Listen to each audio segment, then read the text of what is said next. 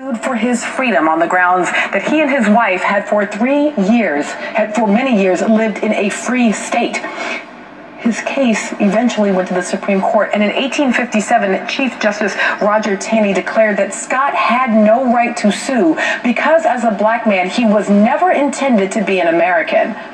Speaking on the clause in the Declaration of Independence that all men are created equal, Taney wrote, quote, "It is too clear for dispute that the enslaved African race were not intended to be included and formed no part of the people who framed and adopted this declaration."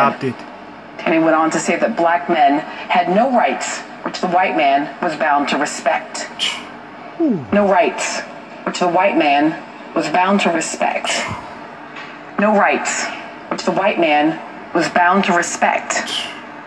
No rights which the white man was bound to respect. The Dred Scott case proves, as Melissa Perry just pointed out, is based on United States constitutional law, is that so-called African Americans, black people and all members of the so-called black race have no rights according to law, and are still considered 3/5 of a human according to law. But voluntary slavery is 100% legal, and by tricking the masses of so-called black Americans to agree to claim to be African American and black, they have agreed to have privileges as opposed to rights, and all slaves, according to those laws, were considered 3/5 human.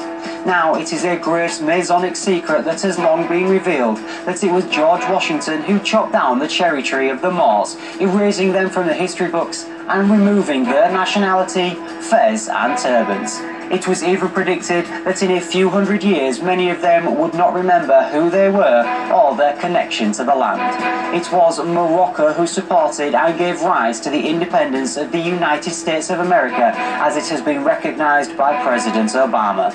We are asking everyone to go to the link below.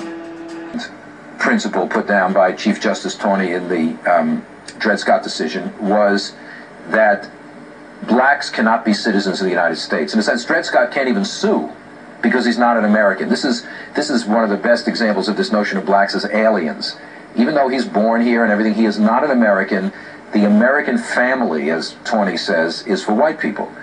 And in the most famous sentence in that decision, he says, "A black man has no rights which a white man is bound to respect." Now, he's not saying blacks can be killed with impunity. What he's saying is, legally speaking, they are not part of the body politic. They are not part of the we the people that created the Constitution, and therefore they're just outside of the system. So they don't have any rights under the Constitution because the Constitution is for white people. Now, people have denounced Taney. Now, I hope y'all caught that. If you claiming to be black, African American, any of that Jamaican, Caribbean, and all that goofy Mexican and Indian, and you don't have rights under the Constitution. You have privileges.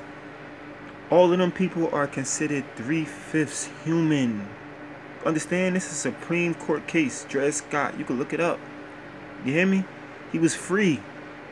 But trying to be an American under the Constitution or a citizen, and you thinking you free, you have no rights. No rights at all. No rights.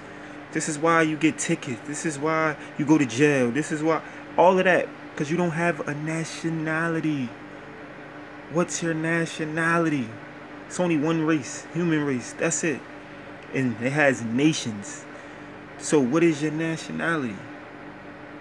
This is deep. It's deep. Are you free? Hopefully this wake y'all up though, man. Dred Scott case. This is Stay Woke Movement. It's your boy Raheem, man. Peace and love. Honest and noble Drew Ali. Moorish American. Know your nationality. Be free.